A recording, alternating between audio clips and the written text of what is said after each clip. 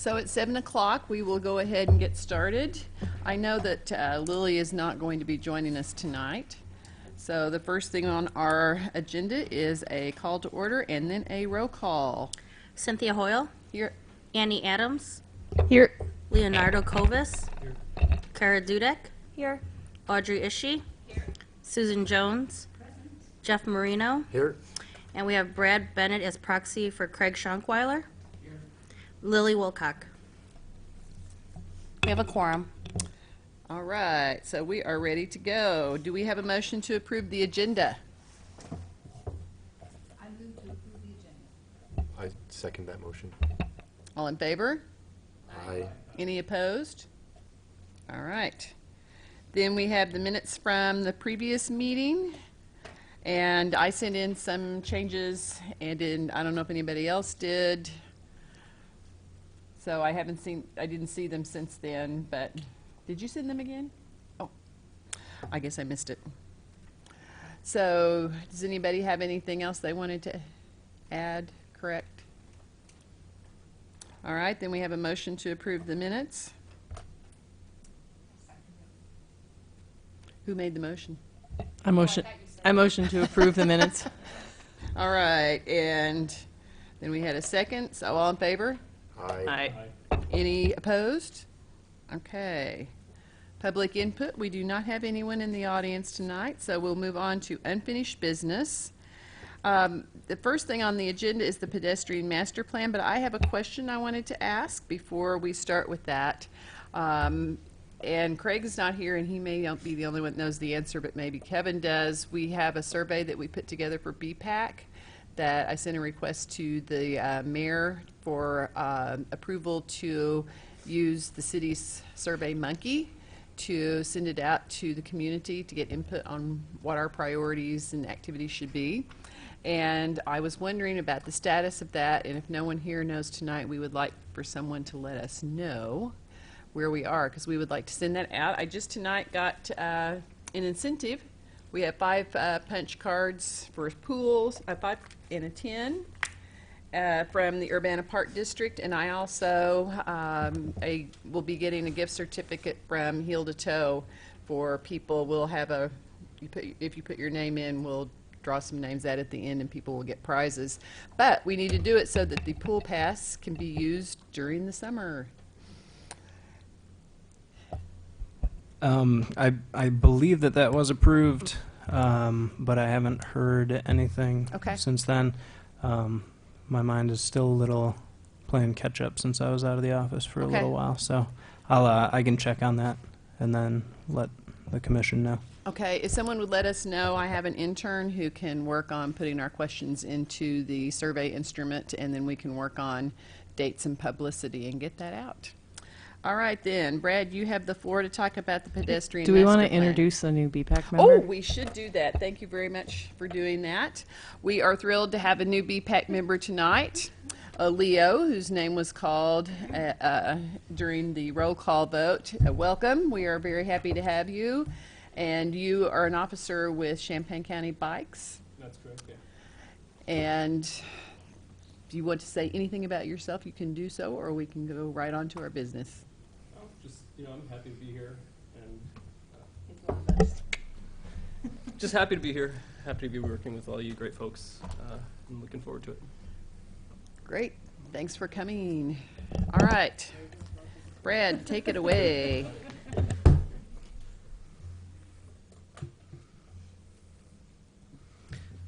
Thank you for having me this evening to speak. I'm going to give you an update on the pedestrian master plan, talk a little bit about what's been done on it and what we've got coming up, and then kind of maybe go through the whole process of it again. But to start out with, you can see on the cover slide, the Regional Planning Commission came up with kind of a logo or symbol for the pedestrian master plan, so that's what you're seeing on this first slide here.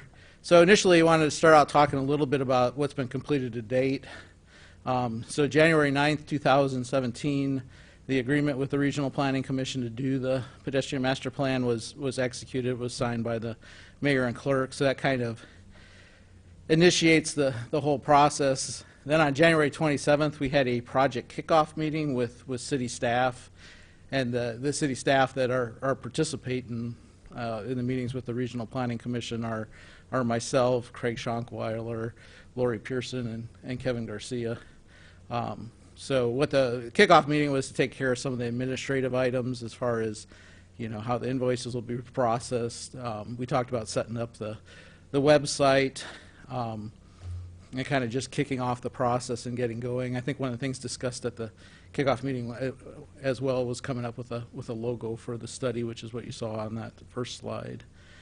And then moving on into February and March, that's when the master plan website was created. This is a web page on the CUATS website, so you can see I've got the link up there. So that's what they're using to kind of warehouse and provide a public portal for information regarding the pedestrian master plan. They had the public input meeting dates and schedule and locations on that, as well as the walking preferences survey, and some information that was presented via PowerPoint presentations at the public input meetings.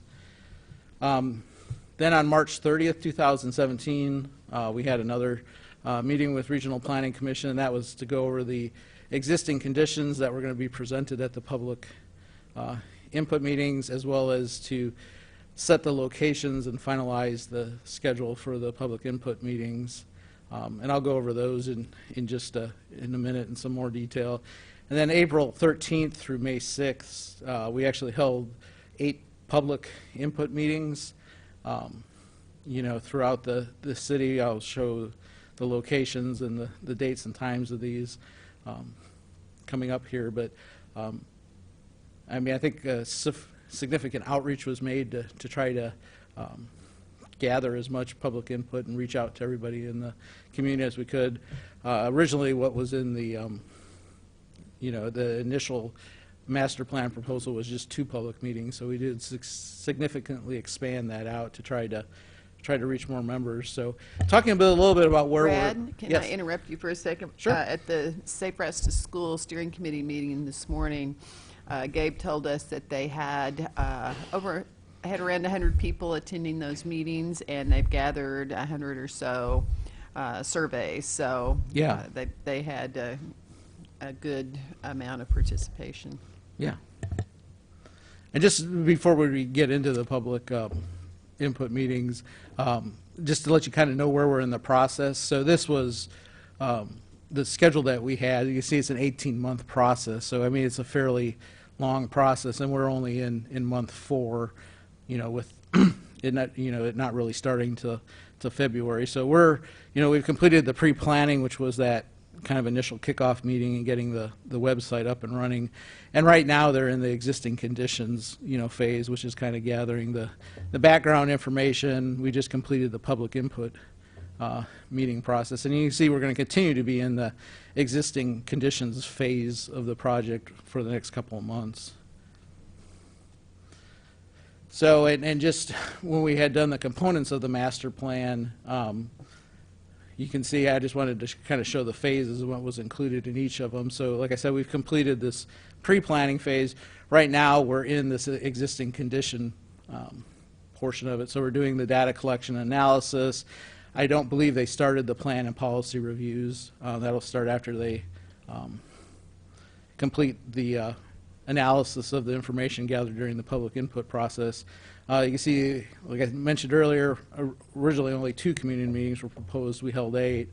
The walking preferences survey, which was collected as part of the survey, as well as being able to submit that online, and the draft report, will be upcoming. That's probably at least a couple months off before they move into that phase. Is the walking preferences survey still open, or is that closed? It was closed as of Monday, May 15th. Okay. But if there's anyone on BPAC here that didn't have a chance to fill that out, I'm sure we could, still get that in. But I think for the general public, the close date was May 15th, which would have been Monday. So then talk a little bit about the public input meetings. So the way they organized these was kind of on a neighborhood basis, and I apologize, this map is going to be kind of hard hard to read on your computer screen. But they essentially divided the city into kind of regional neighborhood areas, and then had meetings and, tried to pick a location that was close, to the neighborhoods to hold the meetings.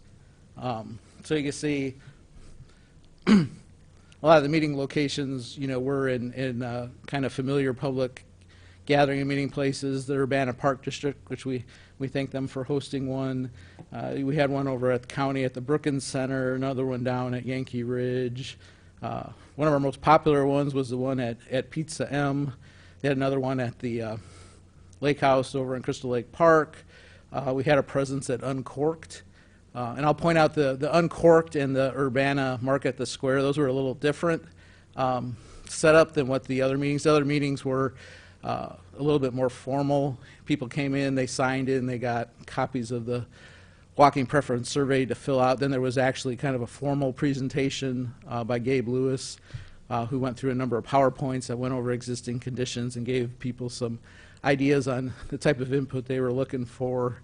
And then usually there was kind of an open question and answer period and kind of an input period where people could sit down at some maps and map out what their preferred walking routes were. For the Uncorked event and for the Market at the Square, they had some information displayed on poster boards, and they had the walking preferences survey available for people to fill out, but there really wasn't any formal presentation. They did have the maps and collected information as far as what people's preferred pedestrian routes were. So like I said, probably the two ones that had the highest attendance was the Pizza M. I think that one might have been up in the 35-40 range of attendance, and the Market at Square had a fairly significant. I mean, I think they estimated over 60 people attended that one. So as long as it's top of mind, what are your takeaways from this? Like, if people do surveys in the future about biking and walking in Urbana, what do you think the best approaches or best practices would be?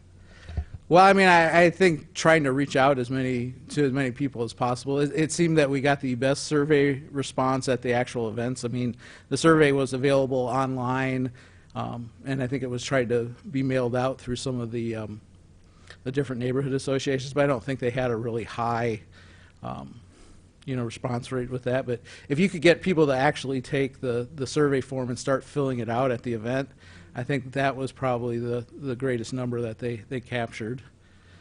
So and this is a list of the time and locations of all the neighborhood meetings, and we did get a wide variety of input. I mean, we heard about areas where the sidewalk infrastructure was in poor shape or there was inadequate lighting. Intersections that people did not feel safe crossing. So one of the things that I thought the Regional Planning Commission was really good at was encouraging people to document that on the survey form so that we had some written record of that, and that would be included as part of the review of the survey data. So, and like I said, I think the public meetings went well. I know Regional Planning Commission did an excellent job with it. We, the city, always try to have a representative, I think, from the planning division and engineering division. So I'm thankful to the other engineers in the engineering department. Otherwise, Craig and I would have had to gone to 4 apiece, which would have been a lot. So we appreciate the other engineers pitching in and taking some of the meetings. But I do feel we got fairly representative or gave people multiple opportunities. In fact, I know there were a couple of people that came to the Pizza M that it was so crowded. They really didn't feel comfortable at that one, and they actually ended up coming to the Market at Square or the one they held here at City Hall. So I think people had plenty of opportunities to participate. So, and as Cynthia had mentioned earlier, these are the specific statistics I got from. So we did have 115 attendees, and we might have had more, but these were people that actually were willing to fill out their contact information. So sometimes people would just stop by, they wanted to share, a thought or find out what was going on, and they might not necessarily signed in. So we probably actually had a greater number of this that, at least checked out, the presentation or the information we had. And then 82 surveys were collected. You might say, well, how come it wasn't 115 surveys? Well, not everyone that stopped by and signed in filled out a survey, or some of them would say, well, let me take the survey home. And Regional Planning Commission was real good about giving them, a postage paid envelope so that they could just drop it in the mail and return it. But you still don't capture 100% of those people that take the surveys home. But I mean, I think 82 surveys should provide, some good information. And the details were really, or the survey was real detailed. I don't know how many people have gone through it and filled it out. But I mean, it does take you a while to go through and answer it. So, I mean, those people are making a time commitment to participate in that survey. So, Do you know from which meetings each of those surveys comes from? I'd have to check with regional. I don't know if we have a specific breakdown of how many were at each meeting. I can check and find out. I mean, I think we have an attendance account, from each meeting, and that really varied wildly. I think there were some meetings where we might have had like 4 people attend, and then, like I said, we had others, up in the 35 to 50 range. So, but I can see if that information is available, if they have a breakdown of how many surveys they collected per meeting, and get that out to you.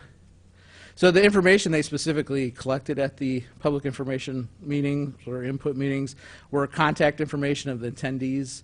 This was to find out, who was stopping by, as well as get some contact information. So when we have the public input meetings on what some of the recommendations for the plans are, we can invite these individuals to come out and share in that process. Everybody was asked to fill out a walking preferences survey. As I mentioned, they captured the walking routes, which I think they originally started using string or twine and putting that on large poster board maps. I think they found there were some issues with that, and they ended up switching over to colored tape, which seemed to work pretty well. But they would sit down with individuals and go over, what their preferred destinations were, where they like to walk to, and then go over what those routes were and mark those on the map and talk about if there were any specific issues, related to using those routes. And then, like I said, if people had any comments and concerns about the pedestrian infrastructure, they were encouraged to mark those on the form so that those could be analyzed and addressed. And I mean, anytime you're dealing with the public, in a kind of an open meeting format, we had questions about everything. I had people asking questions about when ITV3 was going to provide fiber optic to their house, or when the city was going to fill in the ditch in front of their house so that they didn't, so you run into questions about everything, which we're always glad to help individuals out, in that occasion. And that's why we wanted to have a city representative there to answer those questions the regional planning staff might not be comfortable or have knowledge of. So, and this is just a little screenshot of part of the walking preferences survey. Did everyone here get the information I had forwarded on to Craig for that? If not, I can send that. But I had the walking preferences survey and the PowerPoint. If not, I brought those and we can go through them real quickly. Okay. Oh, you got them? Okay. So this was a walking preference. This is just a quick screenshot. I mean, it's much longer and a lot more information collected, but on it. But just to kind of give you a sample there. And then these are some pictures from the actual public meeting. So this one was on April 18th. You can see Mr. Garcia participating in this one. So we got an action shot of him. And what they're doing, I think, at this particular time is this is where they were capturing the preferred walking route location. You can see they're busily working on the large poster board maps, identifying, what their pedestrian routes are. And then this was the one at the Pizza M. You can see it's quite crowded. I don't know if that's because we provided food or that there was alcohol available. I'm not sure, but that one it was actually crowded.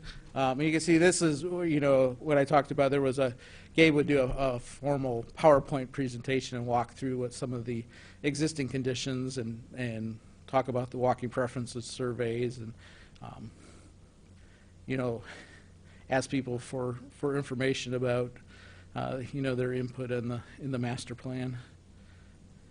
And then this is the final picture I had. This was from the market at the square. There you can see, this was last Saturday. So there I am, and you can see there's Rita. I think Gabe might have been hiding in this one. I'm not sure where he was. But you can see here we're collecting, those preferred walking routes on the maps. You can see we have someone filling out a survey here. And some people just stopping by to collect information and see what was going on. So talking a little bit, so that's what we've done and kind of collected up to date. So some of the next steps, obviously, a big task is going to be to go through all those surveys and information that they collected as part of those meetings. Compile that, and once we have that information compiled, we'll come and share it with you so you can see, what people's preferences were, some, the input that we received about where people see that there's problems or things that they like with the pedestrian infrastructure. So we're kind of in the data processing phase now that those meetings are concluded. We also plan to meet with PACE, and that's the local organization that represents disabled individuals. So we're going to have a separate meeting with them and get their concerns and input on, what they would like to see for pedestrian infrastructure and what, some of their, challenges are, related to pedestrian infrastructure. A while back, they actually hosted the engineering division to come over, and we actually utilized wheelchairs to try out some of the sidewalks and ramps over on the Florida Philo area, and it was really eye-opening. I had never actually transversed a steep cross slope in a wheelchair, and 5% cross grade doesn't seem much to you, when you don't have any sort of disability, but if you're in a wheelchair, you can actually feel yourself tipping over. So it gives you a new appreciation for that. So there'll be an important source of information as we move forward. And then, like I said, after they've kind of completed the existing conditions and the processing of the data from the public input session, the next thing they'll start is plan and policy review to see, what sort of existing policies the city has towards pedestrians, as well as looking at what other communities are doing, what works and what doesn't work. So, and just to talk a little bit, I know there was some current concerns about how the how BPAC would provide input, and the way this is set up, the city staff is kind of the day-to-day liaison with the regional planning commission. So we're kind of managing. They come to us when they need information, when they have questions about what certain city data means. So the two meetings we've had to date are primarily administrative, how to deal with different things. But really BPAC is going to be the steering committee. So once we start formulating some plans and actually have some documentation to review, BPAC will be that steering committee to provide that input and review and give guidance and input on that. So we'll probably, we'll still have city staff take the initial look at it and provide comments, but anything that the city staff looks at, BPAC will look at as well. So there'll be a draft plan at some point that you'll be asked to review and comment on and provide input on. And then, that'll also, be available to the public. It'll also go through Plan Commission. And then the same thing there'll be a final one once all that input is incorporated. So that's kind of the way that it was set up. I know that is a little different than how the bike master plan was designed, but some of it is I don't think there's quite as much stuff to review. There aren't as many treatments for pedestrian type infrastructure. A lot of the stuff is dictated by ProWag and federal guidelines, when it comes to ramp design or pedestrian crossing signals and stuff like that. So that's all I have for slides on the pedestrian. I'll open it up if anyone has any questions or concerns. Or I have a question. So I'm assuming that, for example, when things like, the existing conditions and public input are put together, we'll see that information presented here. And then in terms of the goals and objectives and things like that, is that something that we would need to have a study session to look at, or do you see that being part of a regular BPAC meeting that we would give you feedback on that? I think my plan would be just to bring it to the BPAC. I plan on attending all of your upcoming BPAC meetings, so every Okay. month I will just come and make an update. So if they get to the Okay. point where they have the existing conditions done, I'll bring that and share that with you. The same thing if they start formulating goals and policies, I'll just bring those and present that. Okay. And then I'll collect your input and send that back to the Regional Planning Commission. Okay. Along kind of those lines, did the scope that RPC kind of had, did that include time at the end to make changes, or how would that work? I guess we're going to see a draft version, and then we'll have an opportunity to give comment, and then a final version. I guess my concern would be that with like the bicycle master plan, there were some comments, but the money had already been spent on RPC, and there wasn't enough time to kind of make changes or make any, big changes at that point. Because it took a year. Yeah, so they were over budget and beyond, the scope of what RPC. So I guess I was just curious if there was time built in this process for that to give comments, and maybe the appropriate time to give comments during that draft version, and then hopefully by the time you get to the final version, it'd be wrapped up. But does the scope speak to that at all? Well, I mean, you're correct. We do have a budget that we're held to, and if we want to go over the allotted hours, I mean, that would be an extra cost. I mean, I'm hopeful that, through bringing and presenting the stuff to BPAC, as well as the public, and we just finished this set of public input, but we have a whole nother set on the goals and policies. And taking it through Plan Commission and Council in a 30-day public comment period, I'm hopeful we can kind of flesh out all the, input that people have. If we get to the point, if there's something critical we need to add on, then, I mean, if we have to pay the extra money, we will, kind of thing.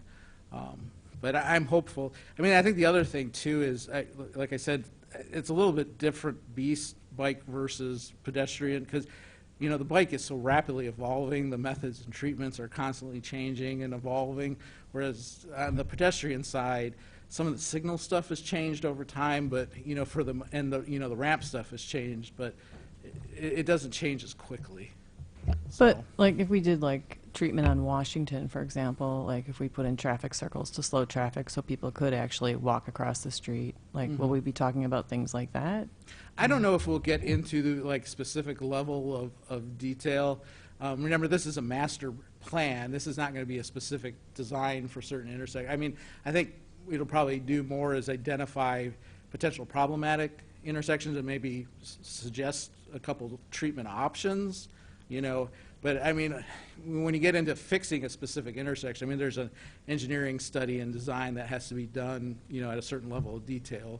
So it would probably though include like traffic circles and ramps. Like here are design options that we Yes. can have. Okay, got it.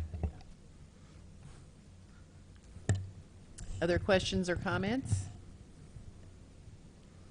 Great, thank you so much for bringing us up to date. That was very informative and helpful, and I think gives us all a good understanding Yeah, where and like we I are. said, I'll be back every month Okay. to give you guys an update. Some of the updates might be a little short if there's That not would a be lot fine. that happened, but we'll keep you in the loop so you know what's going on. We're good with short, too. Okay. Thorough is good, short is good. We're just bad at it. so. Okay, up next, I wanted to have a Bike Month update. We've had quite a lot of activity for Bike Month already, but I wanted to take the opportunity to say what the upcoming events are still in front of us. So the 17th, which is tomorrow, there's the Ride of Silence in the evening. All of these events are on the CU Bike Month webpage and Facebook page. This weekend, there are 3 things on Saturday, one of which I see we do not have on the CU Bike Month page, by the way, is the ride that the city is working on. So we have the CU Food Cruise, which will be bicycling to barbecue restaurants, microbreweries, and ice cream around Champaign-Urbana. We have Playing It Safe on Saturday, which will include a bike rodeo and helmet sales. And there's a ride that the city is doing called, Life is a cycle. That's right. And I have little flyers here that I can Okay. pass down. there is not a good forecast for Saturday. It's at this point a 90% chance of thunderstorms. Playing It Safe will continue. We won't have a bike rodeo, but we would have helmet sales inside. And the others, people will have to watch and check to see on the websites, and if they signed up as well, they would maybe get notification. I don't know. I don't think there are rain dates for either of those events, are there, Kevin? I don't believe so. I don't think so either. So, then coming up on the 22nd, I should say before that, this coming weekend is also Bike to Worship weekend. So a number of churches in town are encouraging people to bike to worship. Then on the 22nd, which is Monday, there is a bike rodeo called Spring Fling. It is going to be, if I remember where everything is, that is being operated by the City of Champaign Neighborhood Services, and you can get more information about that on the CU Bike Month website and the CU Safe Routes to School website. Then there are also on Saturdays Bike to Market and Traffic Skills 101 class that will be offered, which you do have to register for on the 27th. Then, if you're feeling ambitious, you can go to Chicago and do Bike the Drive on the 28th. And then there are several days of bike from work activities listed on the calendar as well. Did I miss anything? All right. Cynthia, will like Champaign County Bikes or someone give a summary and metrics of the number of people that attended these things, T-shirts given away? We can ask Leo to provide that to us at our June meeting. Yeah, I can provide a lot of detail about Bike to Work Day. Oh, in good. Go right particular. ahead. Well, not right now. Right now, I can Oh. give you the numbers. We had 396 total people stop at one of the stations on May 2nd. 86 of those people did not pre-register, so they just happened to be riding their bike on their way to work. I can also say that I counted about 30 people who rode bikes by our station and didn't stop. So I think that shows that we still have a lot of room to grow.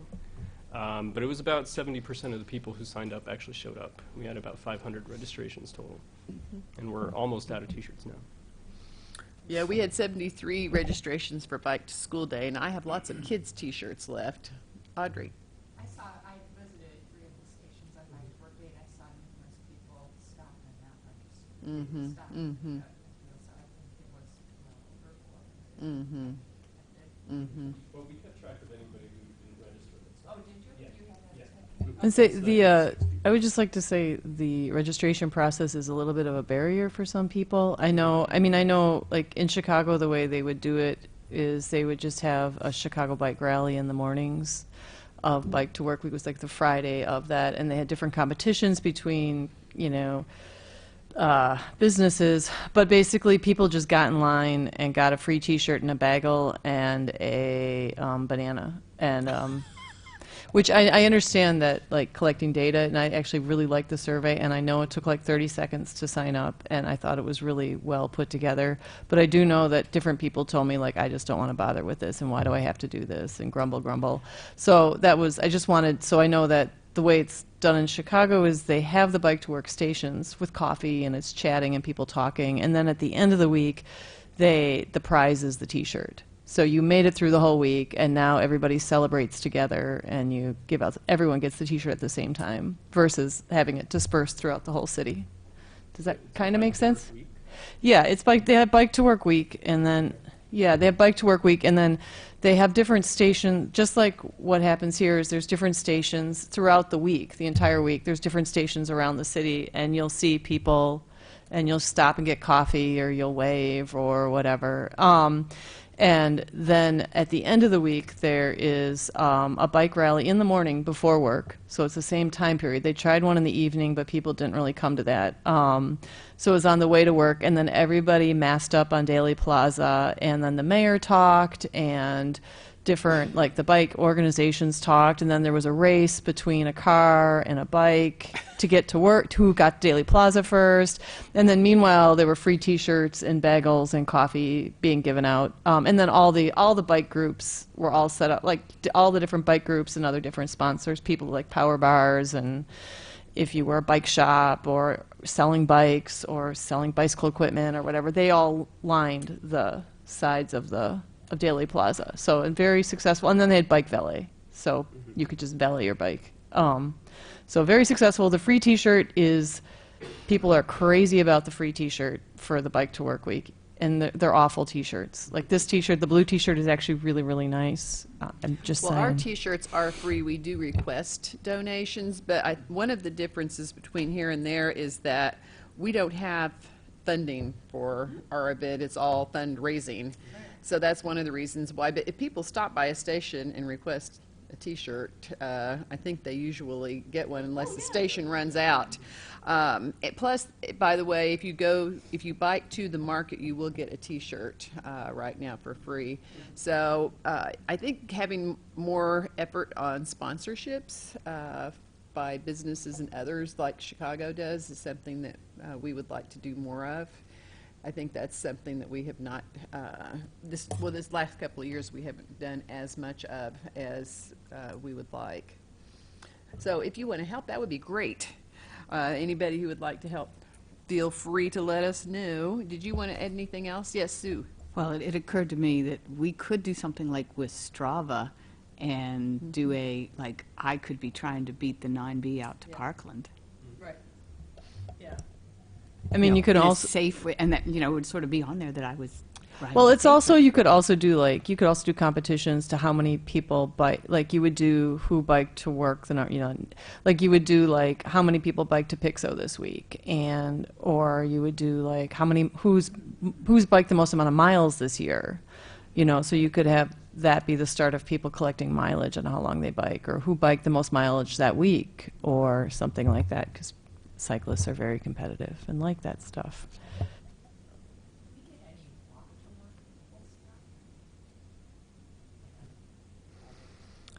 I don't think too many people come by that are walking to work, but it would be fine with me if we had a walk to work event. I think that would be a good thing to do. Mm-hmm. Okay, well, I didn't want to take a lot of time on that item since we have under new business several items. Is there any other unfinished business that we need to discuss? One thing I wanted to bring up, it maybe put on the agenda for next time, is I think that we should vote to have a vice chair for BPAC in the event that I am not here.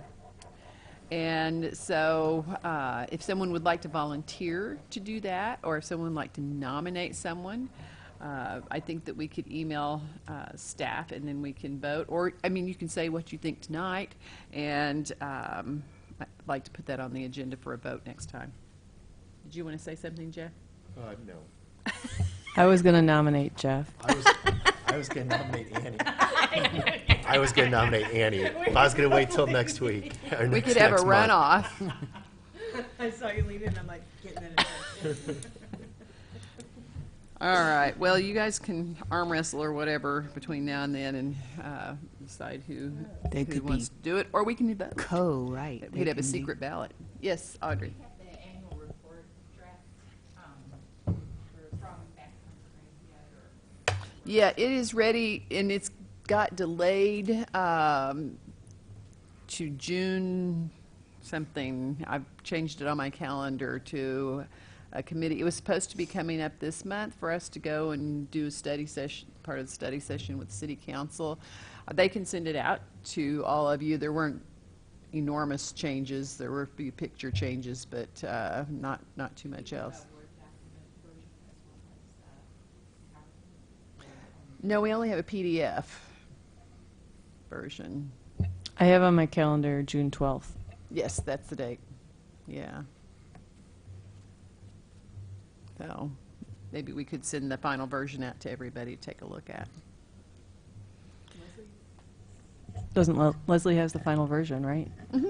Yeah, we updated a few. There were a couple photo changes, a lot of photo changes, and then a few text changes here and there. Yeah, based on the input we got. Yeah, from you guys. like the really great idea you two had about bringing some goals together and ideas together and other things. So yeah, I was wondering about that if people wanted to see it before it was presented. So yeah, Leslie can send it out. Yeah, I was just waiting word from Craig to send out the final version, and he hasn't given me that word yet, so I'll ask him on Monday, if that's okay with you guys. Okay. All right, on to new business, and Brad's going to tell us about an exciting project, Cunningham Avenue's multi-use path from Kenyon Road to Napleton Way. Yeah, and we really are excited about this project. In a way, it's kind of a continuation of some sidewalk work we started last year. If you remember, we installed a 5-foot sidewalk on the west side of Cunningham from Airport Road up to Kenyon, and then an 8-foot wide sidewalk on the east side of Cunningham from Perkins Road up to Kenyon. So this new pathway system will actually start just on the north side of Kenyon Road. It's 10 foot wide and it's over 3,400 feet long. So it'll extend from essentially the north side of Kenyon Road all the way up to Napleton Way, which used to be the old O'Brien Drive before the change of ownership in the auto dealer. You can see there is a connection over to Vance Road.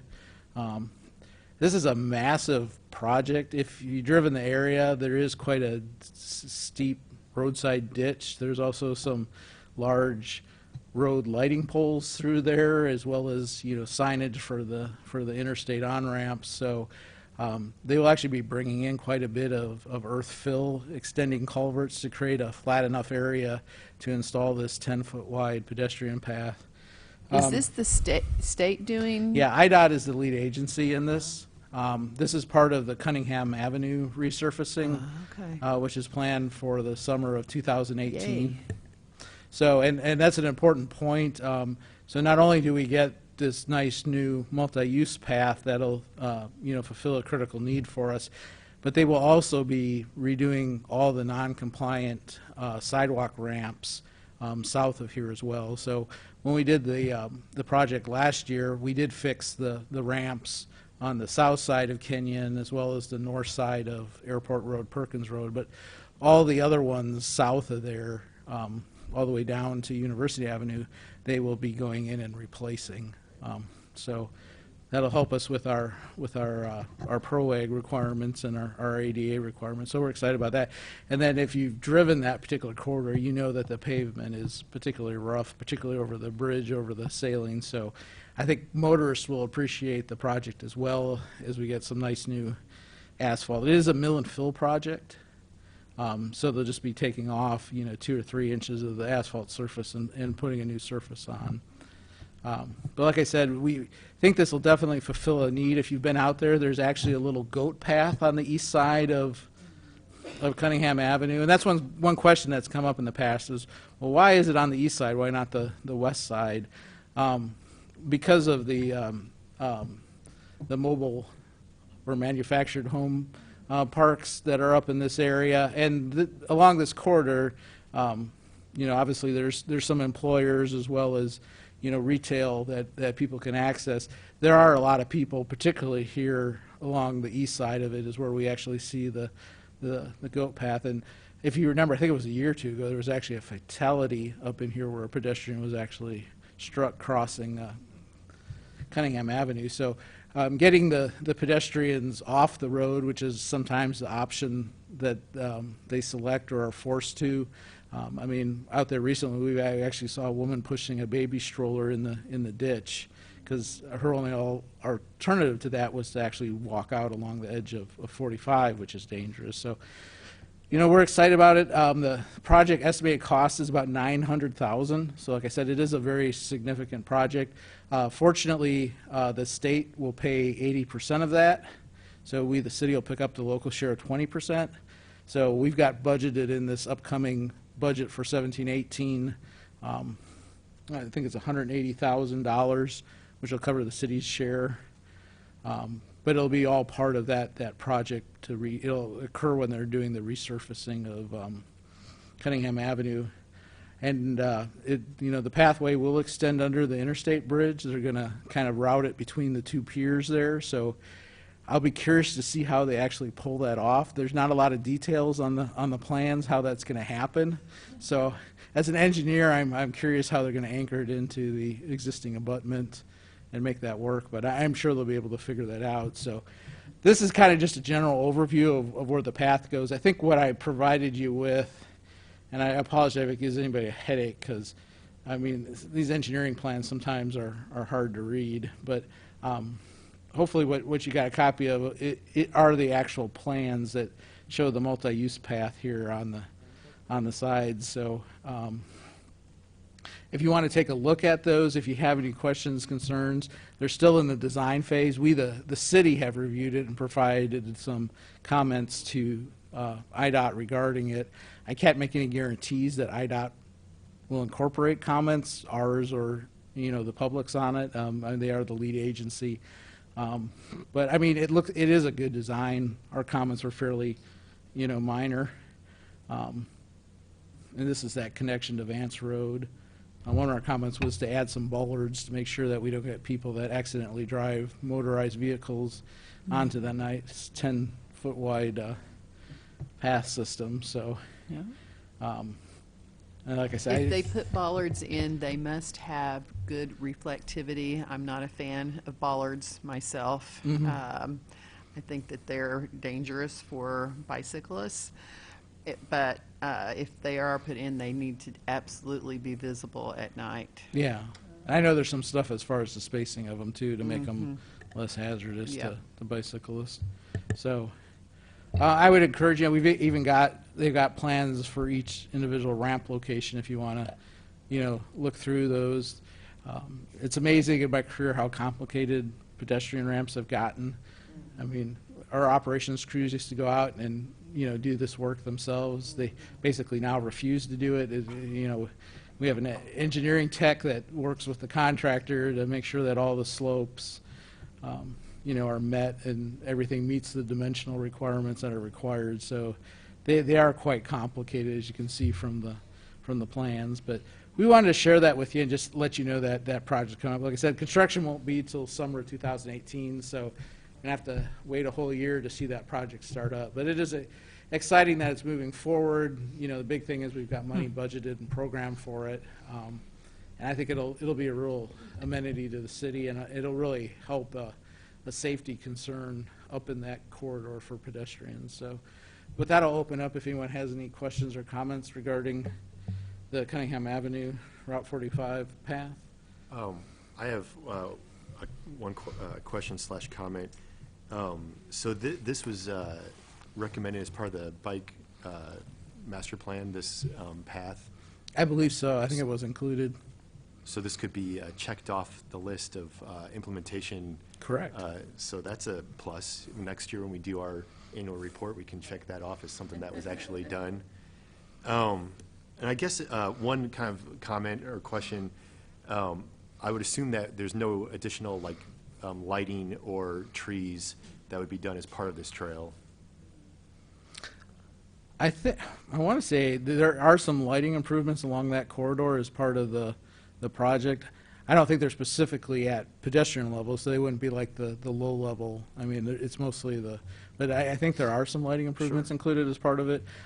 There isn't much on the landscaping side. Typically, IDOT really isn't into that. Right. But we, the city, are actually in the process of doing a Cunningham Avenue corridor beautification. So they are looking at trying to come up with some ways to beautify and enhance that corridor. So there is a possibility through that study and that effort that we could do some things. I know they've looked particularly in the on-ramp areas and maybe doing some wildflower or decorative plantings, in those kind of circular areas where the on-ramps come in to kind of improve the look in that. But yeah, there is kind of a separate effort to beautify the corridor. One last question. Is Urbana applying for any ITEP grants? I guess the reason I ask is because no study or analysis has been done yet, but you could do an ITEP grant to see if there would be any opportunity to do some improvements along Cunningham and, move towards that plan towards beautifying the corridor. But I guess if there's any other ITEP grants in the works, then that would, you probably wouldn't want to apply for too many. Yeah, and I mean, I think the most recent, and we weren't the lead on this, but the most recent ITEP grant I know that we're involved with is the one over on Park Street with the pathway system. So I think that was kind of the commitment for this year. I know they're talking about the possibility, and hopefully I'm not letting the cat out of the bag on this, but I know they're looking at the possibility of maybe an ITEP grant for a multi-use path on the south side of Florida between like Busey and Vine. Oh, okay, yeah. So that's being explored. So those might be a little higher priority for it, and particularly because those are kind of safety area concerns. Generally, you don't score particularly high on Beautification projects. the beautification Yeah. stuff. We actually tried for an ITEP grant for some of the wayfinding around town, and were kind of rejected and scolded for doing that. So, which is why we haven't applied again for wayfinding and signage through an ITEP grant. But they like to see a little, since the funds are limited, they do like to see a little higher purpose for that. I do have a question that's not about this, so if you don't have an answer to it, that's fine. But Urbana Boulders is this fantastic business on Cunningham that does have bike racks in front of it, but it's very difficult to bike to. And it's like where the Harbor Freight Tools, that giant Harbor Freight I'm Tool familiar is. with it. Yeah. So I told them I knew some infrastructure was coming, and I was talking, I said, but I don't really know exactly what's going to happen. But I said, it's my understanding that maybe people will be able to someday bike here safely with their kids and themselves. But I just thought I would bring that up and ask you if you know anything about that. I apologize. I'd have to go look at the bike master plan and see what they had planned for that area.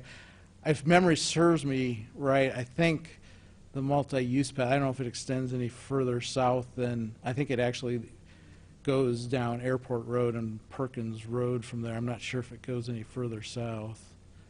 But I could check the master plan and let you know. I'm not familiar off the top of my head. I mean, we planned an event biking there, and we figured out a route going from Crystal Lake Park, but we were on a road that wasn't super great, and then you cross over Cunningham and you got to go down a hill, which, it's not a big hill in normal circumstances, but if you're with a group of 25 people who don't bike a lot, plus you're in Illinois where you don't see a lot of hills like that, you had to take a right into Harbor Freight. So that was just, it was more this, like, it was kind of eye-opening. It was eye-opening to a lot of people because they wanted to go there, but then because it was so inconvenient and kind of scary to bike there, they were like, I don't know, they'll drive, of course, but just thought I'd bring it up. Yeah, no, I mean, I think we have the same problem along University, too. It's those high-traffic corridors. It's hard to, because of the number of vehicles to have the safety for the bicyclists and pedestrians. So, I mean, we continue to struggle with that and work on that, and hopefully we can find a solution that works for everybody. I was just hoping there'd be a side path. Well, I'll check and get back to you on that. Okay. Well, the next item on the agenda is the concrete sidewalk repair project, and I think you could also just segue into the brick sidewalk repair project from there. Yeah, let's actually start out with the brick one, because that one's actually under active construction. So, as you know, in Urbana, we're blessed with brick sidewalks. We kind of have two types of brick sidewalks. I'll classify it. One is in certain historic areas. Only by council mandate can the sidewalk material be changed from brick to, obviously concrete. So when we have other areas where it's kind of up to the property owner. So obviously there's a lot more maintenance involved with brick sidewalks than there are with concrete. Some of the challenges we have with brick sidewalk are, tree roots, heave them. They'll actually pitch bricks out of the ground, which have become a tripping hazard, or just displace bricks, and then there's nothing there. We also have quite a few issues with vegetation overgrowth. Sometimes the sidewalk just vanishes and it looks like a nice green lush lawn. So they do require more maintenance. We do budget separate money for brick sidewalk repairs. And what this particular project involved was going out and making essentially spot repairs, mostly where we had tree roots that have heaved the brick sidewalks and created tripping hazards. We get some areas too where you get kind of settlement and you kind of create kind of low marshy areas where you have constant mud and soupy conditions in the sidewalk that don't make it very pleasant to travel. So we did budget some money for this year to go out and do some brick repairs. We're looking at doing approximately 3,700 square feet of brick sidewalk repair. Like I said, these are mostly spot patches, and I'll show you some pictures. I mean, we literally walk around and look at brick sidewalk and then spray paint out, what sections need to be removed. Sometimes, particularly when the bricks have heaved, we'll have our operations crews come through and pull the heaved bricks and actually put crushed red granite in as a temporary patch. That way it's still travelable, the aesthetics don't look too bad, but that's just kind of a temporary thing until we can get in there and fix the bricks. So you see in some of the pictures, a lot of these locations are areas where we've gone in and done a temporary patch. We're coming to do the permanent, but you can see Brad, I have a question. Sure. I have concerns about brick sidewalks being navigable for those with mobility challenges. Can these sidewalks meet ADA standards if they're brick? They can for the sidewalk itself. And the one thing we haven't figured out is how to make a brick ramp. So if you go in the brick sidewalk areas, you notice all the, curb ramps when you come to an intersection, they're all in concrete. But you can go out, you can meet the cross slope, and the longitudinal slope. The problem is a lot of times it's a temporary condition, so at the time you finish up your construction or repair, it meets what the ADA requirements, but then over time as you get doesn't heat and hold as stuff, well. it goes out. But my understanding that bricks are an acceptable material for ADA compliant sidewalks. Like I said, you can get them usually at the time of construction to meet the requirements, but they're probably not going to stay that way over time. The other thing to note too is these are mostly spot patches, so we're not doing like an entire block, so you do have to tie back into the existing sidewalk. So generally we're matching the same width as what the existing sidewalk is. And obviously you're tying back into the existing grade. So, we try to fix as much as we can, but sometimes, particularly at the end, you have to kind of warp to get back into your existing grade. So what you got before you is just a location. You see this is primarily, the area we work in this year was primarily in East Urbana. You see we got a little bit over here, a little bit over into West Urbana. But what you got presented to be, I won't go through every location. I got some pictures that I think are actually a little bit more informative than this. But, this is the maps that we put together and actually give to the contractors to do the work. Owens Excavating was the low bidder for this year. They had bid $80,000, which was actually such a good price. We added additional sidewalk locations on. So, this is what a typical sheet looks like. And this is actually kind of an interesting location. We'll talk about this. So, City Hall, where we're sitting right now, is right down here. And this is that block that the city owns north of City Hall that they're looking at developing. So with brick sidewalks, generally you want to match, what the historic brick looks like, which can be a challenge because most modern bricks are actually made out of concrete, not the old clay fired brick. So one of the things that we do or look for opportunities is we've got a brick sidewalk that we know is going to be replaced with concrete. We actually remove the bricks, clean them if they're not broken, palletize them, and reuse them later because we only have a finite supply of sidewalk brick, and sometimes you can pay up to almost $1 a brick if you try to buy them off some other community. So we took an opportunity here. We know this area is going to be developed. And obviously the city own it. It's not in a historic area, so we took the opportunity. It had completely been overgrown with grass. You didn't even know there was a sidewalk. So we actually removed that particular section of sidewalk and palletized it, and actually are using that to replace broken bricks in the other areas we're repairing. So, and any leftover we have, we'll store for future projects. Can I ask a question about bricks? I know Craig once said about on the roads when a brick road is great, and then when it goes, it goes. And he was saying that the brick roads, maintenance-wise, are wonderful, but then once a brick pops, then you've just lost your whole road. It's my understanding, though, the sidewalks probably are not in the same world as that. It seems like the sidewalks are more fussy, and they're more like on this weird little case-by-case basis. They are. I mean, you're correct. Remember, the sidewalk doesn't get as heavy of a load imposed on. I mean, when you have a street pavement, and because of the vehicular loads, the weights on them, when they fail, they have a tendency to be dramatic, failures, which is what you saw on Broadway, north of University, that they recently replaced.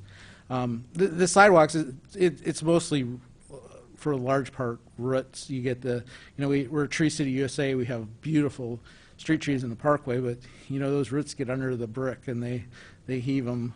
So that's probably the most common repair that we have. And like I said, sometimes you'll see the base will fail under them. It'll get soft and mushy, and then the bricks sink. So how long would a brick?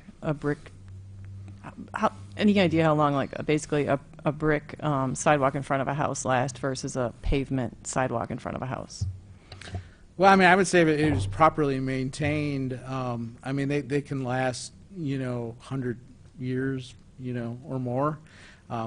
Like I said, they have to be maintained, though. You have to go spray to keep the vegetation off them. If you do have trees in the parkway, you'll have to occasionally reset the bricks, if they become displaced or moved by the trees. So. And do we do any education to our residents about how to take care of their brick sidewalks? No, most of the maintenance actually falls on the city. Like I said, one thing that is a little kind of particularly frustrating is we actually have to go out and do herbicide applications, which, I mean, there's no reason an individual homeowner can't go out and buy some Roundup and spray it on their sidewalk. But we the city, will go out and do that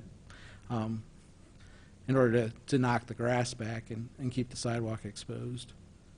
So, and something that we do when we do the repairs is they actually sweep a sand mortar mix in between the bricks to try to, slow the growth of, any vegetation in between them.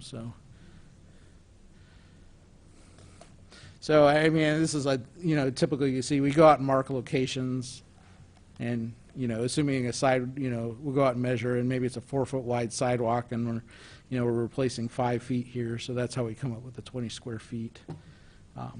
So that's something we're trying to get into an annual cycle of doing this every year, because a lot of our brick sidewalks are in poor shape and can really be a hazard to people. But let me pull up a couple of the pictures real quick, because pictures are always worth 1,000 words. So this is an area you can kind of see we're talking about root heave. So here they've actually removed the bricks. You see they've stacked them here. And you can see the roots. So one of the things we actually have to do is come in with a special root saw sometimes, and if the root is so obtrusive, we have to kind of cut them back. And we have the city arborist involved in the process. He comes out and makes sure we're not hurting the tree. But a lot of times, too, what we end up doing is adding base material and kind of humping up over the tree roots. So sometimes we have to chase it back further to allow for that, slope up over the roots. So this is a location where you can see that they've, removed the brick. So when they do the repair, obviously you remove the brick, and take care of any, roots that you have to, and then they'll actually lay down a soil fabric, so kind of like a weed block that you might buy at Menards or Home Depot. And then they actually put usually a sand leveling base over that, and then they'll place the bricks, match the existing pattern, obviously, put in what they call the soldier course or the edge treatment here, and then they'll sweep in that sand mortar mix and let that fill in the joints.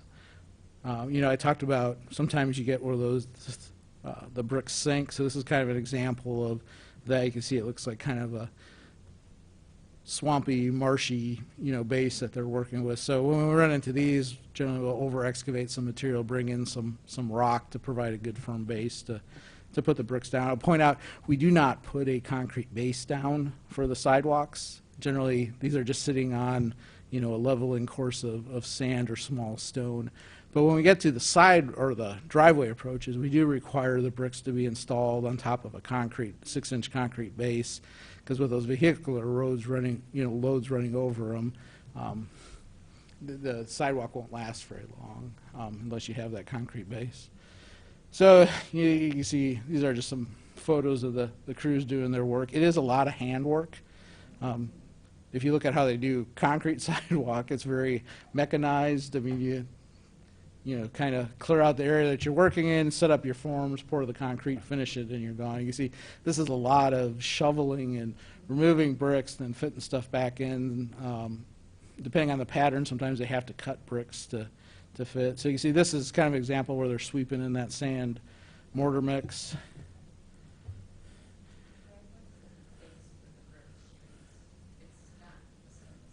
I mean, kind of like the driveway, typically a brick street has got a concrete base. Yeah. Yeah. Do they do like concrete bases? Could they do like a concrete base to make for like the ramps coming up and down the sidewalks? Would that make that world any better? I mean, it could. In fact, prior to having the plastic detectable warning panels that you see at all the ramp intersections, they actually used brick ones. It has a tendency to be kind of expensive and time consuming because you actually have to get like a bricklayer to come in and do that with under the union trade rules. So once they came up with the plastic panels, that went away. The challenge would be you'd still have to have a detectable warning panel at the end. So that's because those things generally are set in concrete. Generally, we do them as concrete. But I mean, I suppose you could essentially put your ramp in as concrete and basically put the brick on top of it. But generally we haven't done that because of the cost. So generally we put them back as concrete. And this is what I was talking about with the red granite. So you can see, these are areas where the bricks have actually been displaced. Our crews have removed them, and we filled them in with red granite. So we're coming back and fixing these areas.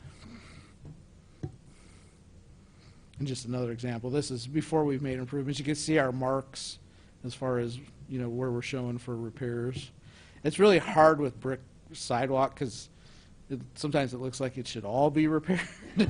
So, and we only have a certain limited number of funds, so we try to take care of kind of the worst of the worst, but I mean, it would be nice to be able to do a whole block and do it all perfect and get it all set up, but we'd probably only be able to do one block of per year, and it really wouldn't be fair to all the other residents. So we do try to divvy it up and address the worst safety concerns. Hopefully, as we get caught up on these safety concerns, this is the first brick sidewalk repair project we've done since 2009. So we got a little catch-up to do, but maybe at some point in the future we get to the point where we can, do entire blocks and get everything. The other thing I'll point out too on these, we the city were not particularly great in the past of enforcing that the entire sidewalk has to be brick. A lot of times we allowed people for their driveway approaches to do concrete through it, and that's something that we've stopped doing and are really working on enforcing better. So if you replace your driveway approach nowadays, you do actually have, and you have a brick sidewalk running through it, you have to put it back in brick. You have to put that 6-inch concrete base down and put the brick over it. And some people aren't happy about it, but we want to do that because it looks hideous. You have these beautiful brick sidewalks, and it comes to a concrete driveway. So, to try to be consistent. But it is something we're guilty in the past. We could say it was sins of the past, but we did allow a lot of these driveway approaches to go in where, it's brick up to the driveway approach, and then it switches over to concrete, which is something we're trying to avoid nowadays. So, and here you can kind of see an example of putting the patterns together. And we are learning certain patterns are easier to do. The herringbone one, which is what you see here, is really complex. So, but we have to match existing. So, if we ever get to doing a whole block, we might put them back with an easier running bond pattern or something. But since we're just doing isolated patches, we're going to match what it is on either side. as an example of them sweeping in that sand mortar mix. So.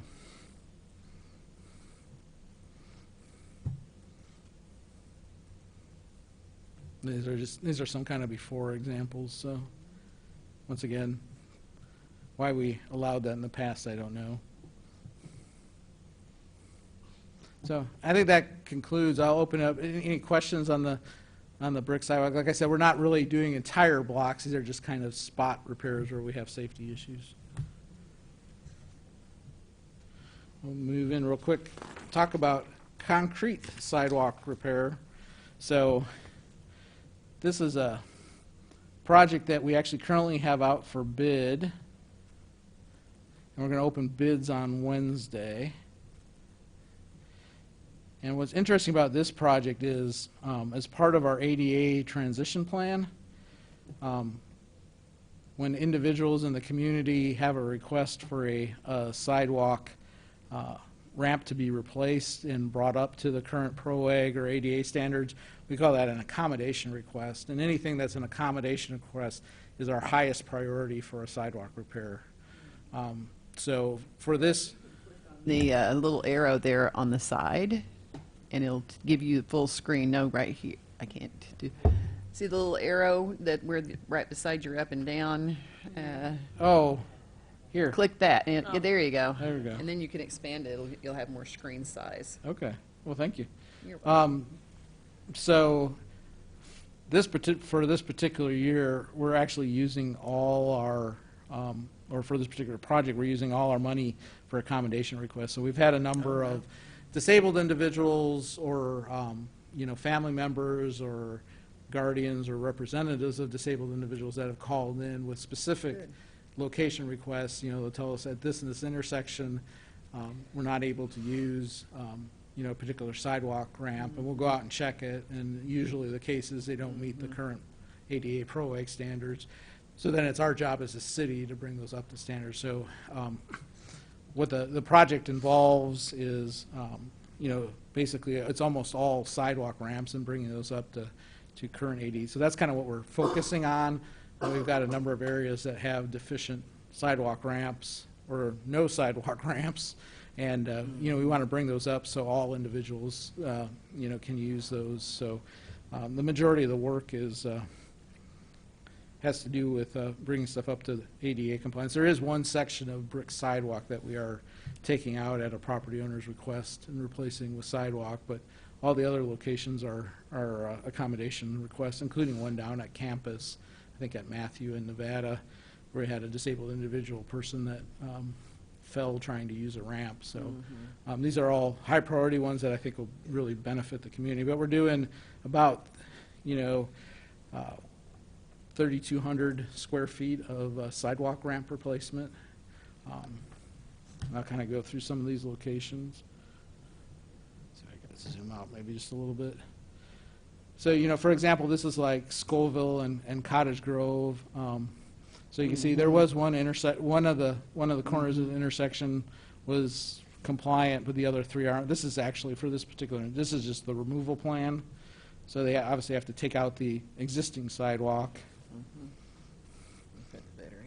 And then you can see, we've got reconstructing the ramps. And the way we construct all our sidewalk ramps at intersections, we're going with the 5-foot wide. And then, because you have to tie back into existing, you can see here we're tapering down. The idea behind this is we're anticipating at some point in the future the sidewalk will be replaced behind this. And at that point it'll be upgraded to 5-foot wide. The new city standard for sidewalk is 5-foot wide. So we're putting the ramps in now as 5-foot wide, even if we have to taper down to meet the existing sidewalk, because we don't want to have to go back and redo the ramps in the future. So, and this particular intersection, there is a disabled individual that uses this particular route to visit some friends and access one of the Urbana Park District parks. So we're excited about being able to provide improved access. Right now, that particular individual has to go out on the street with their wheelchair. So this is Scoville and Lynn. Most of these end up being in southeast Urbana, which if you remember from the sidewalk inventory, that was actually one of our hotspot priority areas. So, that's a case that the plan actually is matching what we're seeing based on accommodation requests. This is Pond and McHenry. So this is actually, you can see this is the removal view. But you see this is actually an area where there is no sidewalk ramp. So, we'll be removing a section of sidewalk, and then you can see adding, this sidewalk ramp to allow that individual to cross the street where they currently cannot. And then, once again, all down in southeast Urbana, McHenry and Curitan. This is the removal over here, and then you've got the sidewalk ramps. Like I said, these get incredibly complex as far as meeting the slopes and tapers and dimensional layouts. This is the one I was talking about down on campus. So this is at Matthews in Nevada. And this is one Facilities and Services contacted us about. Someone had observed a young lady in a wheelchair trying to use this particular ramp, and she tipped over when trying to do it. It is a very steep ramp. So you can see we are taking out quite a bit of sidewalk. We actually have to relocate a couple of utility vaults, but when we're done, it'll meet all the current pro-egg standards for cross slope and longitudinal slope. And this one is actually up in the Tapman Industrial Court. So this is a case where, and you can't really see it here, this is another case where there's no sidewalk ramp, but on the opposite side of the street is a sidewalk ramp and sidewalk. So we're looking at going in. This probably should have been put in when the development was done, but for some reason it was missed, so we're having to go back and retrofit that in. This is another relatively new one. This is over by Amber Lane. They have a couple, I think, Alzheimer units over there. So we've had a request from some of the property owners for those Alzheimer treatment units and this is a case where we had a couple things. I'm not sure why or how we allowed it to happen, but you can see the sidewalk really never went through the driveway. So the driveway slope is steeper than the cross slope. So we actually have to take out a significant section of the driveway approach. They also, kind of in a weird thing too, is they actually had these curb ramps headed south here. There's nothing on the other side for them to connect into. So you can see, when we're fixing it, we'll actually have a sidewalk through. This is an asphalt pavement, so you actually see there'll be a defined sidewalk section, and then it'll have to slope up or transition to meet back with the existing driveway slopes. But they had some disabled individuals that were having problems with the cross slope going through that particular sidewalk. So, and then the final one I had here, this is what I mentioned. This was up on Cottage Grove, but we had someone that had some brick sidewalk that's in kind of poor condition that we're looking at taking out, replacing with concrete. It was an area where the property owner's choices, or has the choice of brick or concrete, and they elected to go with concrete. So we're glad to help them out with that, and that'll help us have sidewalk brick for future brick sidewalk repairs. So win-win for everybody. So like I mentioned, that project will be open for bid on Wednesday, and we're looking at it's probably about $80,000 worth of work. So, and once again, we hadn't done a concrete sidewalk repair project in a while, so we're going to try to get into an annual project and try to do these on an annual basis to get caught up. And when I say caught up, we're not, the expectation isn't to have perfect sidewalks. It's going to take us a long time and a lot of money to get there, but just to start, get out there and get them fixed, because if we're not fixing them, it only gets worse, because every year the infrastructure continues to deteriorate. But people notice stuff like that, and it makes them feel good when they see even just the little changes. It makes people feel like, oh, I get it. This is why I pay my taxes, Yeah. So I think it's really nice that you can, even if you can just annually do little fixes here and there, I think that's really good. When it's funny, on the brick sidewalk project, when we were out marking stuff, all kinds of people would come up and go, well, if you go down a block here, 2 blocks over, there's a really bad section of brick sidewalk. So we actually got about half the locations that we ended up fixing were just from out when we were walking around looking at stuff. People come up going, hey, I got a location for you. So So with that, I'll open up the questions. That's all I had. Maybe next month I can report on you who the contractor was and when they'll get started on that.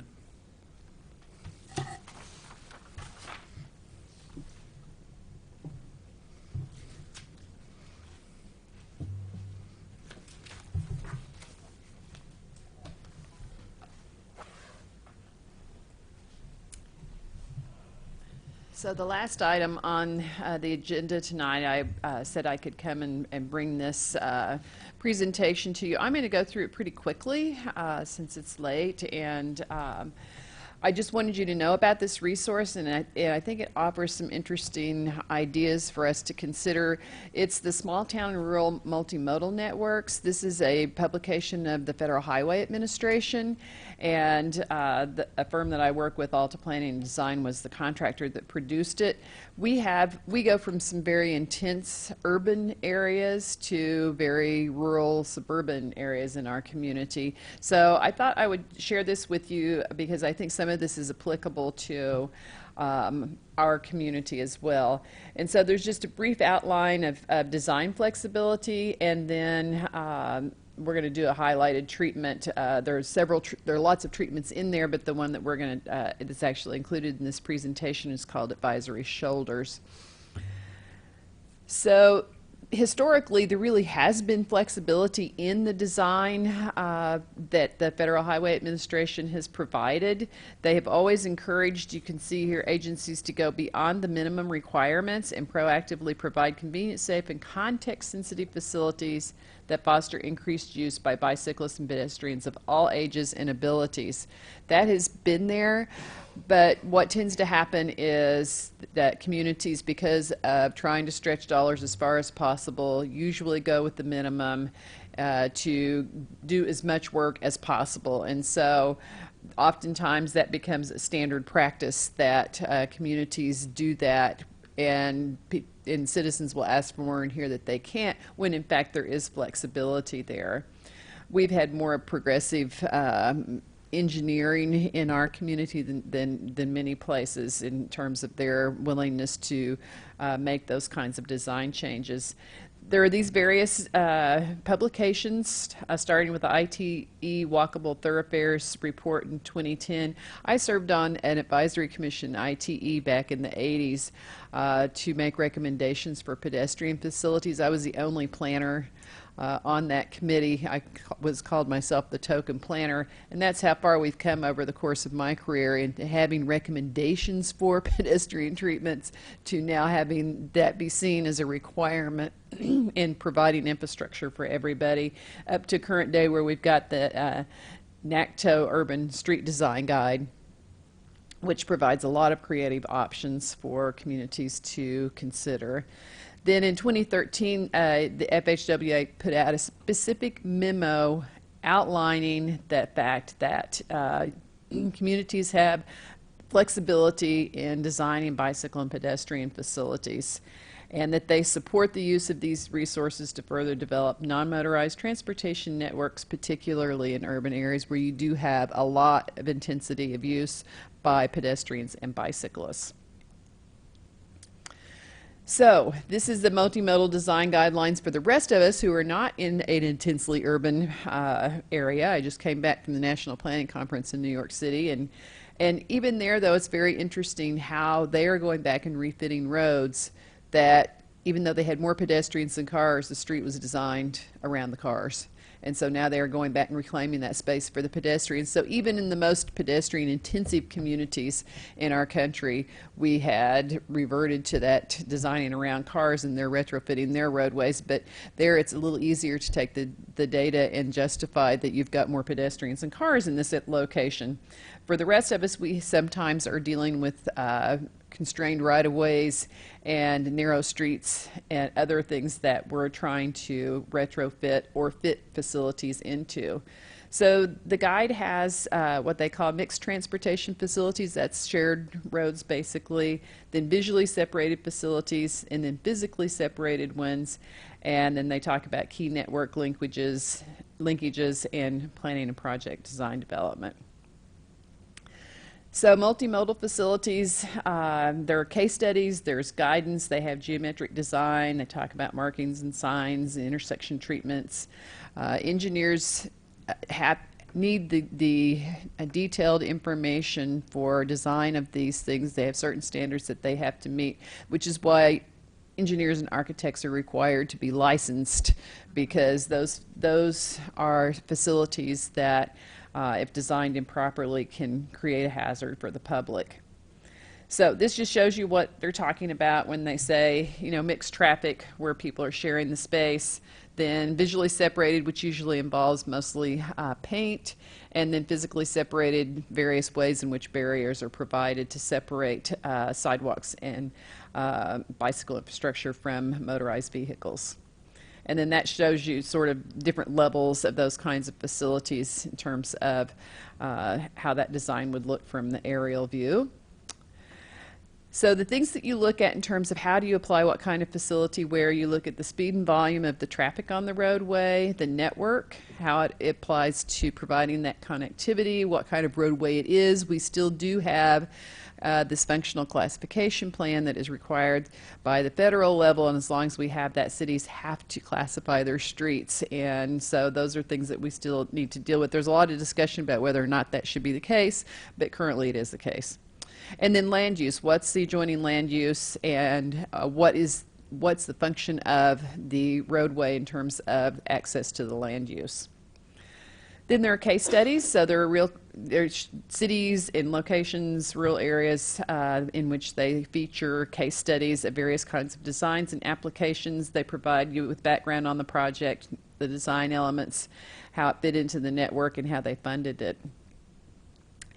Lastly, I thought this was interesting. This is something they have used in Europe, and particularly when you have a roadway that's very narrow and you don't have the capability of expanding it.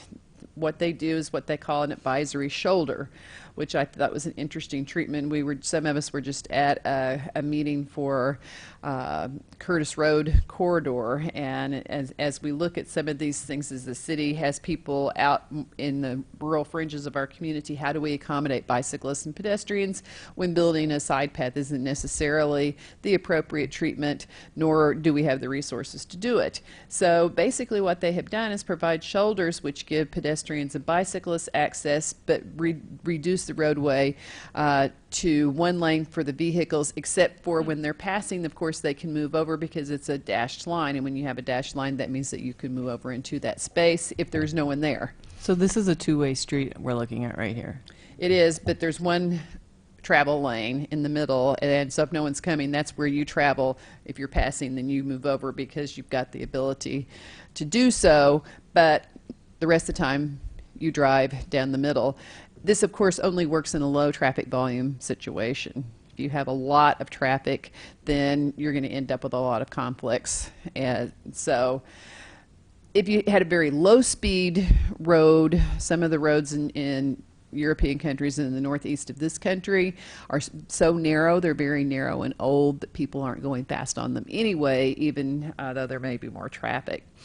But we don't have very many locations, if any, that we would apply this, but I thought I would show that to you so that you know that this is out there. This is pretty much what happens in front of my house on Anderson. Yeah, Anderson has the striped out parking spaces too. The section that you're on does not have that, but farther south it does, and it works exactly the same way. In fact, those sections of the roadway, some of the sidewalks have too much slope, and so you will see people in wheelchairs and scooters using that part of the roadway where the parking is striped rather than the sidewalk. So you could certainly use it on a neighborhood street that's very narrow, that you wanted to slow traffic on and provide space for pedestrians and bicyclists, but you can't afford, you don't have right of way, and you can't afford to acquire land to provide additional infrastructure. That's interesting in the rural county, of course, outside of Urbana, that we often have we have one-lane roads, which the drivers know they're going to be going off to the side if they face a car. But we also have two-lane roads that are very narrow, where they could have wide shoulders if they reverted to one lane. But I don't. Well, I think it's probably more likely that that would happen on the roads that are inside of the city limits, but were built to rural standards, and we don't currently have either the desire or the capability to rebuild.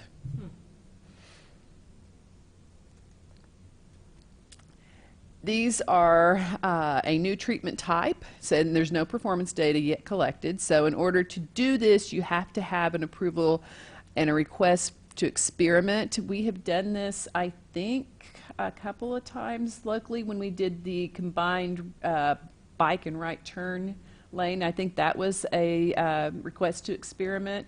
So we have done that sort of thing. I don't know that we want to do that here, but that's one of the things that you have to do. They want to look at it to make sure that you're not looking to try this out in a location that is just not appropriate and that is going to result in safety problems. So they're just showing you here in terms of vehicle volumes and speeds, and that you'd be looking at the network and the land use in determining where you want to put them. Establishes a shoulder on otherwise too narrow road, and colored pavement is an option. It has, you must exit shoulder to overtake bicyclists, so bicyclists would have the right of way. You can't shove them over because you need to move over. You would need to wait behind them. And then you can enter the shoulder when yielding to oncoming traffic. And out on our rural roads, this is essentially what happens when you have a bicyclist on the roadway currently.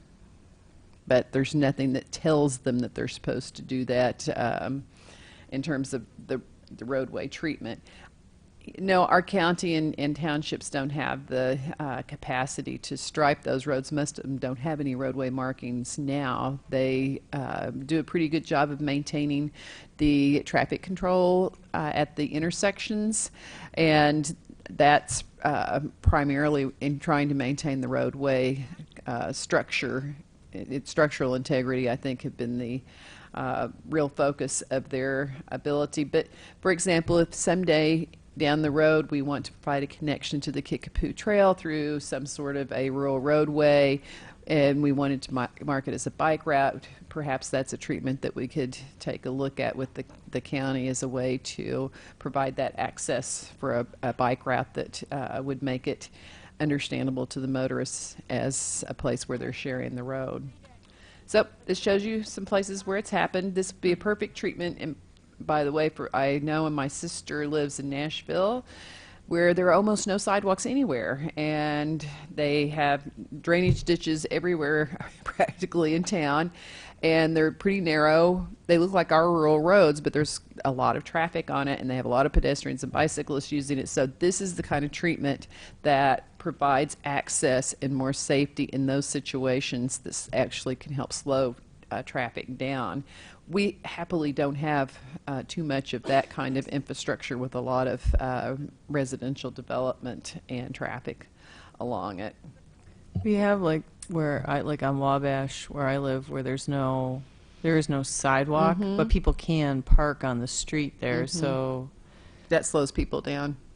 Yeah, but still there's a lot of kids walking to school, and cars are going pretty fast, and just that little bit of paint, wow, I can really see how that would make a big difference. So maybe in the pedestrian plan, if there's a location that we really want a treatment in that we don't have the capability to do infrastructure, that this would be an option that we could look at. Here you said they've done it even with a sidewalk on one side. That's Bloomington, Indiana, not too far away from here.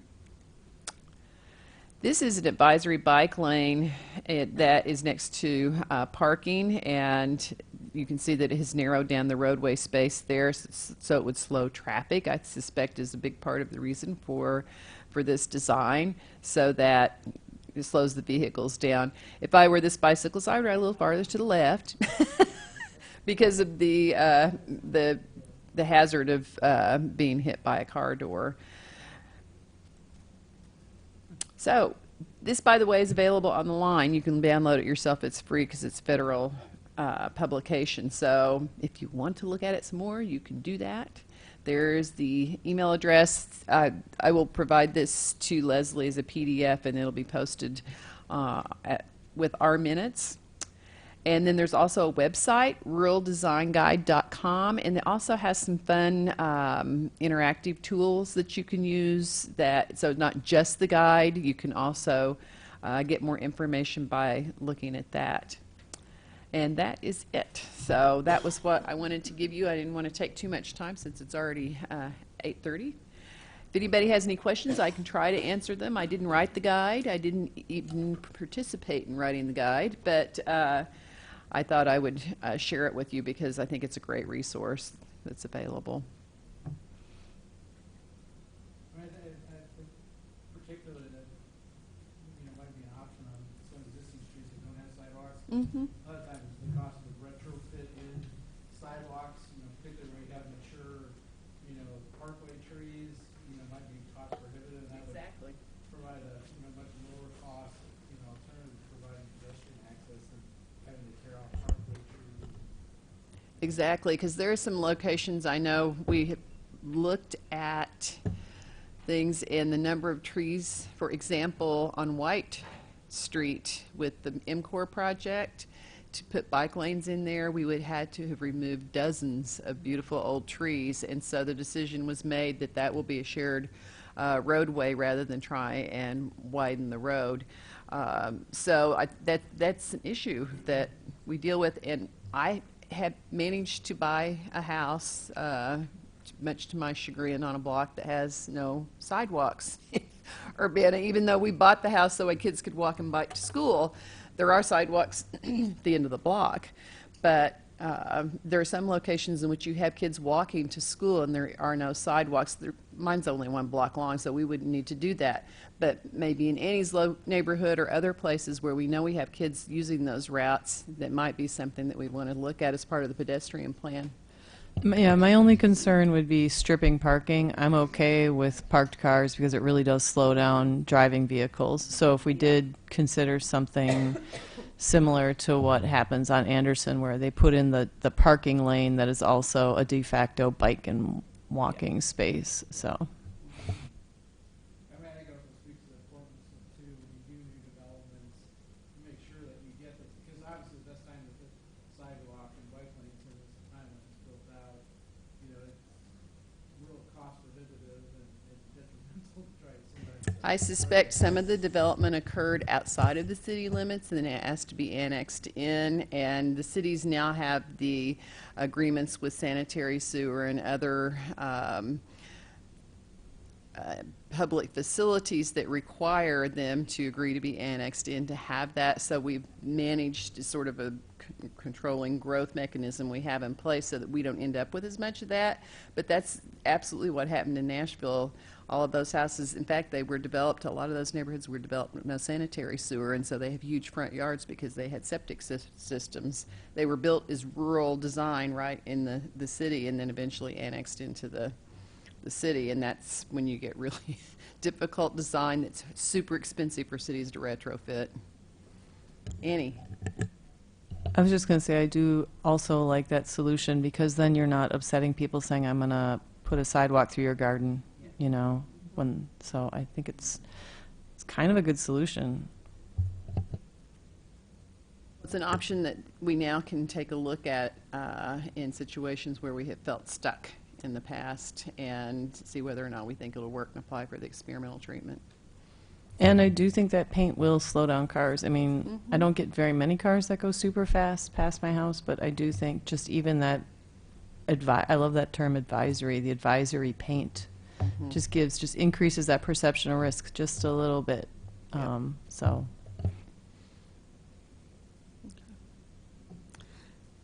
Well, there's not anything else on that. We will move to announcements. Do you have any announcements?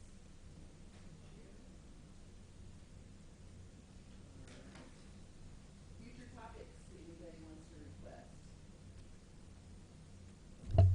I emailed Ben Leroy he works for the city of Champaign, and he assisted he has basically researched how car parking shapes future growth of cities, property values, taxes, and quality of life.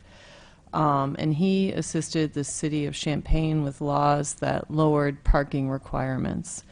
And when I found out about that, I became very interested because I, of course, because parking and building is going to become more expensive in Champaign, I don't want Urbana to become the de facto parking lot because you lose money on parking lots, and they're very expensive. So I contacted him just sort of with these thoughts in mind, and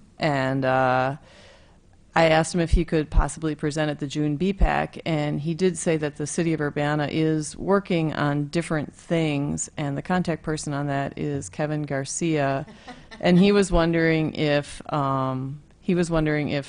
y'all wanted to do a co-presentation or if Ben should just present. And I told him I was just kind of shooting. I told him I don't really exactly know what I'm asking him to present on. I mean, he was probably like, who is this woman? Well, I can clarify a little bit on Yeah. that, Annie. What they did, the cities have currently now requirements for parking minimums.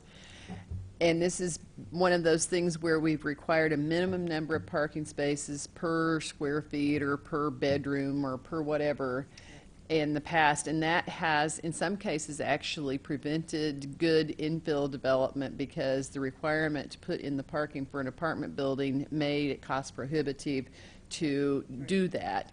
So what the city of Champaign did is they eliminated the parking minimums in the University District in downtown only. I don't think they did that citywide. They still have that in other places. That's correct. It's just a couple, I think it's 2 or 3 different university district zones. So it wasn't all of the University District, even it was just particular zones within it. It was, I believe it was 2 multifamily districts and then 1 business district in the university, in the greater university area. I know one of the things that happened was that some of the apartment buildings that went in along Green Street, for example, built more parking than the city asked for, thinking that they would rent it out, and most of that parking is not being, they don't have high utilization rates. So in some communities like Portland, in fact, they've actually instituted parking maximums, and they will not allow buildings to put in more parking than a certain level in certain districts. I don't think that we've approached that level of change yet, but it's an interesting concept. And I became interested in the issue when, as a person who hadn't owned a car for many years of her life, and I do own a car, but when I began seeing the expense that had been put on me as a person who didn't own a car, like if you build an apartment building and you have to, and you as a developer have to have 1.5 car spots for the number of proposed people living there, that drives up the cost of that development, and then they can't rent or sell out those spaces, and then they have a 60% full rate of their parking structures, so they have to pass that cost on, and then you end up buying a car because you have an empty parking space, so you're just going to buy a car. Personal experience. So that was kind of when I started getting interested in it. And I know in Chicago there's a lot of talk of the transit-oriented developments and what that means. And so I thought it was really cool when I'd read about what he was working on. I thought it was so wonderful to hear that we are moving in those directions and talking about that in these communities. Would you like to enlighten us? Sure. I can make a few comments there. First of all, in the B4 district, which is downtown Urbana, we have no parking requirements at all. So Urbana did that, I think, 10 years ago or more. So I think we were ahead of the curve on that one too. But we're definitely cognizant and aware of what Champaign has done. We've been looking into parking requirements a little bit for the past few months, and our boundaries of the downtown district that does not require parking. It's all, if you look at the zoning map, it's anything that's purple, so it's the B4. I thought for the people at home, we might say something like. Yeah, okay, so in general, you're looking at Vine on the east side, University on the north side. The west is kind of weird. Yeah, Illinois on the south side, and then the west would be, let's say, McCullough, and, well, it gets a little less Zigzags. square over there. But generally, when you conceive of downtown in your head, that's pretty much where it's at. But we didn't limit parking No. lots No. in downtown Urbana. Just okay. No, the general idea is that if somebody is going to put in a development, they're going to recognize that they need to put in, or if they think they need to put in some parking, they're going to try and accommodate that so they can meet the needs of their future tenants, if they're business or residential or what have you. But when you say you must meet this minimum level, sometimes they're just requiring too much, and parking is expensive. It costs quite a bit for a parking space. So anyway, to move along, our city clerk, Mr. Smythe, just reminded me that at the Plan Commission on June 8th, we're going to be discussing, or we're going to have a report on parking, on the parking study that we've been doing. And that's focused on multifamily units. But I think, so at this point, rather than do something at BPAC and something at Plan Commission, I'd say if you're interested, check out the Plan Commission meeting either in person or online or on the Broadcast recording. live, correct? They are. Yeah, so you could watch them from home if you would like, the comfort of your home with your popcorn, instead of being here if you would like. Yes. And you can also get it online. Cool. So that's June 8th, and I think that'll be a combination of our other planner, Marcus Ricci, and myself. Great. There you go, Annie. Your wish has been fulfilled. Okay. So does anyone have any interest in Ben Leroy talking, or should I just tell him don't worry about it? And would we get a recap at BPAC of what you're presenting June 8th? Well, Ben is a fantastic talker. So I don't want to say no, we shouldn't invite him and listen to him talk, but I do think that I suggest that we wait until after June 8th, we see what the study session there happened. If we feel like we want more, then we could discuss at that point whether we want to have further discussion. I think that's a good approach. That seems fair. Okay. Any other topics? Okay. And our next meeting will be June something. One of the things we've talked about is maybe publicizing our meetings and agendas a little bit better. The 20th, June 20th. If anybody would like to come, we would be happy to hear from you. So, do I have a motion to adjourn? Second? I'll second. All in favor? Aye. Any opposed? Thank you all very much for coming and for your active participation.